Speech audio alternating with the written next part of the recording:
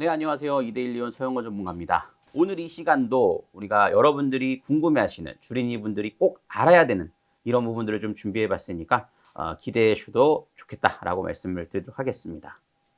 이제 배당금을 이제 회사들이 주는데 네. 이거 언제쯤 주나요?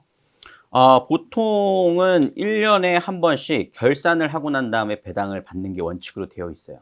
근데 우리가 1년에 연말에 돈 줄게라고 한다라면 너무 기다려지지 않습니까? 그러니까 그거를 나눠서 반기 배당을 하기도 하고요. 분기로 나눠서 배당을 하기도 하고 뭐 미국 같은 경우는 월별로 받는 경우도 있고 한데 우리나라는 일단 반기, 분기, 그다음에 연말 결산을 하고 난 다음에 한 번 배당하는 경우가 대부분이다라고 볼 수 있겠습니다. 그렇게 되면 우리가 그 HTS에서 여러분 차트에서 보시면 아시듯이 배당락이라고 기능이 있을 거예요. 그게 이제 배당 기준일이 경과해가지고 그 이후에 매수한 사람들은 배당을 받을 수 없다라고 해가지고 배당락이라고 있거든요. 그러니까 배당 기준이라는 게 딱 존재를 합니다. 그래서 배당 기준일 기준일로 해가지고 내가 주식을 보유한 투자자라면은 배당을 받게 되고 그 다음에 그 이후에 내가 보유하고 매수를 했다라고 한다면 그 기에 해당하는 배당은 제외된다라고 보시면 되겠어요. 그래서 배당락인 경우에는 보통 주가가 떨어지는 경우가 많습니다. 왜냐하면은 내가 그 전까지 계속 보유를 했잖아요. 그러면 나는 배당락 이후에 팔아도 배당은 당연히 받아요. 그러니까 배당만을 기대해서 투자하신 분들은 배당락 이후에는 주식을 매도를 해버리기 때문에 주가가 떨어지는 경우가 있다라고 볼 수 있겠죠. 배당 성향과 시가 배당률이 이게 무슨 말인지 이해가 안 가가지고 음, 질문드려요.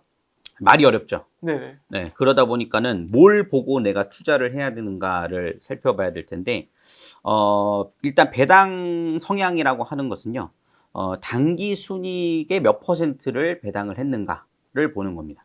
그러니까 아까 전에 제가 말씀드렸을 때, 이익이 남아야 배당을 할 수 있어요라고 했잖아요. 그럼 이익이라고 하는 것은, 전체 매출에서 비용을 뺀 나머지 순이익이잖아요.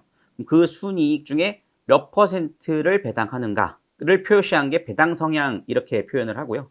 시가 배당률이라고 하는 것은 배당 기준일 가격이에요. 그러니까 분모가 배당 기준일이 되는 거죠. 너무 어렵나요? 뭐 괜찮아요? 우선 이어서 네. 갈까요? 좀 잘랐다가 하면 되죠. 네네. 네. 시가 배당률이라고 하는 것은 배당 기준일을 기준으로 하기 때문에 그건 항상 변하죠. 기준 가격은. 그렇기 때문에 둘 중에 어느 것을 더 보는 것이 유리한가라고 한다면 저는 배당 성향을 보고 이 기업이 배당을 많이 한다, 안 한다를 평가하는 데 훨씬 도움이 될 수 있다라고 볼 수 있습니다. 전문가님, 네. 네, 또 질문이 있는데 이제 저희가 배당주가 그럼 높은 것만 이렇게 해서 싹 사가지고 네. 가지고 있으면 저희는 그냥 완전 연금처럼 네. 배당을 받아 먹는 거잖아요. 그렇죠. 근데 그럼 그냥 배당주 높은 것만 잔뜩 사놓으면 엄청 좋은 거 아닌가요? 그럼 다 부자 됐죠. 그죠? 네. 그렇게 해보셨어요? 아니요. 물론 그게 틀린 말은 아니에요. 틀린 말은 아닌데 우리가 보통 배당 투자를 한다라면 그만큼 배당률이 높은 기업을 보유하고 있는 건 당연합니다. 근데 이렇게 생각해 보시면 될 것 같아요. 계속 성장을 해야 되는 기업이에요. 뭐 예를 들어서 빅테크 기업이라든가 뭐 이런 게 아까 배당 잘 안 한다 그랬죠. 근데 배당을 하는 기업들이 있어요. 그럼 그런 배당을 하는 기업들은 사실 투자 가치로서의 손실이 굉장히 좀 우려된다라고 보시면 돼요. 왜냐하면은 배당을 많이 한다라는 것은 주주들 입장에서 굉장히 좋은 효과지만 기업 입장에서는 사실 배당을 많이 하면 그만큼의 돈이 나가게 되는 거잖아요. 재투자하는 기회가 줄어들게 되고 그러니까 배당을 많이 해버리는 경우에 빅테크 성장을 해야 되는 기업인데 배당을 많이 했다? 그러면은 오히려 배당락 이후에 주가가 현저하게 떨어질 수 있기 때문에 시세에 따른 손실이 발생할 수 있다는 걸 꼭 염두에 두셔야 되기 때문에 좀 안정적인 산업 사이클을 가진 상황 안에서 배당률이 높은 기업을 선택하는 게 포인트다라고 보시면 되겠습니다. 그러니까 예를 들어서 설명을 드리면 한 종목을 특정하거나 산업을 특정할 수는 없지만 우리가 굴뚝 산업이라는 게 존재를 하고 그다음에 신성장 산업이라는 게 존재를 하잖아요. 과거의 자동차 기업은 과거에는 굴뚝 산업이었지만 지금은 이제 스마트카라든가 그다음에 뭐 2차 전지를 통해서 전기차라든가 이렇게 변화가 생기지 않습니까? 근데 그런 기업들이 만약 배당을 많이 한다.